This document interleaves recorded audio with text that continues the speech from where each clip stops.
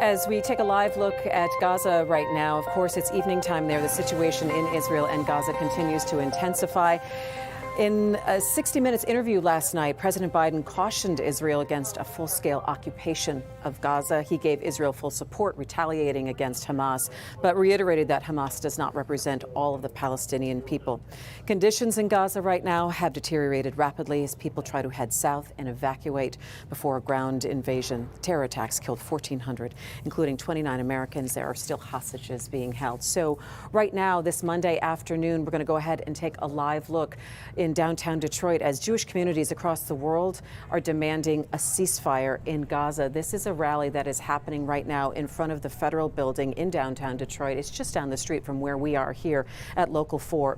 They want the president, along with our U.S. senators here in Michigan, to work to end the violence that is happening in retaliation to the terrorist attacks that Hamas did over a week ago. And as this rally happens here in Detroit, there are thousands of people rallying in Washington, D.C. and other places around the country.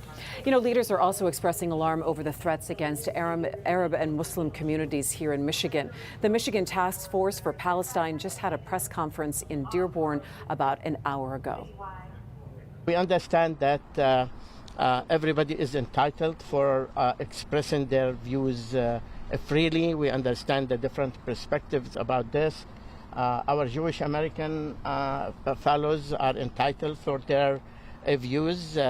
However, we equally so entitled to the same equal right, without intimidation, without fear, without any of that nature. And on Flashpoint over the weekend, U.S. Senator Gary Peters talked with Devin about the safety of Jewish and Arab communities here in Michigan and the U.S.'s role in the conflict between Israel and Hamas. Take a listen. What are your concerns right now for what happens here? Well, I think there are legitimate concerns. Certainly, folks in the Jewish community are very concerned about their safety in the communities, particularly at their synagogues. But we have to be concerned about the mosque and really just places of worship. Unfortunately, this has been a problem before. What's just been happening these last few days is that we find that places of worship where people should feel very secure are actually target for domestic terrorism. We've seen churches, synagogues, mosques attacked. That's why I've spearheaded nonprofit security grants that help these institutions strengthen and harden their facilities, which is a very sad place to be, where you have to do that.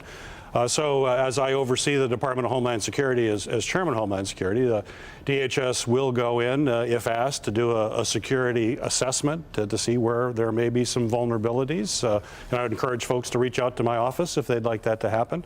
And then if resources are an issue, and normally they are, there is a grant program, which is the Nonprofit Security Grant Program. Already in Michigan, over $7.5 million has been provided to places of worship to be able to strengthen their defenses against a potential attack. Detroit is unique in its demographics.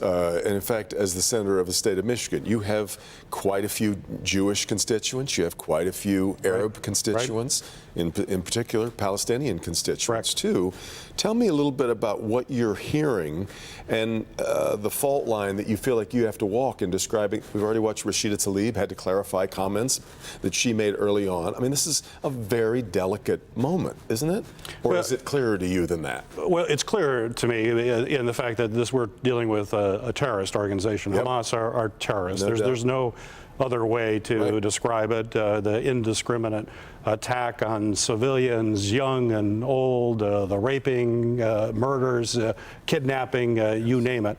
And so you have to deal with it as any other terrorist organization. We've certainly had to deal with it, whether it's Al-Qaeda or ISIS. You basically have another organization just like that.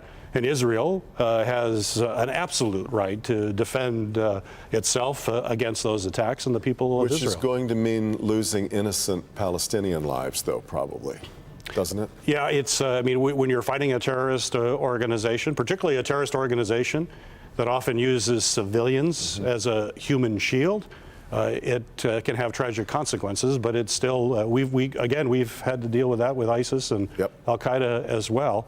But you have to be able to protect yourself against folks who are not playing by the normal rules of armed conflict or the Geneva Convention. You can't use civilians as a human shield. That's not permissible under the rules of armed conflict. You can't kind of blend yourself in with civilians. Normally you'd have to be visible in uniform. You're not dealing with people in uniforms on the battlefield. I'm not sure Hamas has the rule book anywhere at its reach. I'm really curious what you've heard so far. This is going to take a much longer investigation, but this seems to have been an immense intelligence breakdown, both for the Israelis but for the American intelligence community too, to not see what was happening and what was about to come. Yeah, we'll have to do that deep dive because it'll be important to know exactly what happened so it never happens again. But there will be time to do that. But right now it's about protecting innocent folks in Israel who've been subjected to these terrorist attacks. There seems to be no end to, we're not exactly certain where Iran's role is in this, but it doesn't seem to be one of benevolence. Now the money is now being pulled back that had been freed up for Iran, but was the Biden administration wrong in working to free that money up in the first place? Yeah, I would have done that differently. There's no question. I don't trust Iran. I've never trusted Iran. I think their history speaks for itself. They are a bad actor, and we have to approach them knowing that. We also, it's funny, I told you before we started, for those of us who are optimists, I like to believe that the world is always getting better. Well, right now, we have the biggest war in Europe going on since World War II. We have what we just saw in Israel, and it is saying something to say that something is worse in the Mideast than we've seen in a long time. We've got an ethnic cleansing battle going in Armenia. Lord knows what is going on with China and Taiwan, perhaps, but clearly a worrisome situation there. Russia's probably pretty happy to watch all of this chaos break out so that we can take our eye off Ukraine for a while. This is a really fraught, horrendous time. It is, and when you bring up Russia, that is Russia's kind of the way they operate. They try to create conflict and create vacuums of power where that they can be a player, and you're seeing that.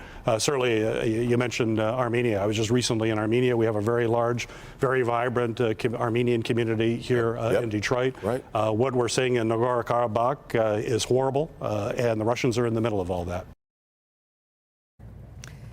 And you can see Gary Peters' full interview at clickondetroit.com.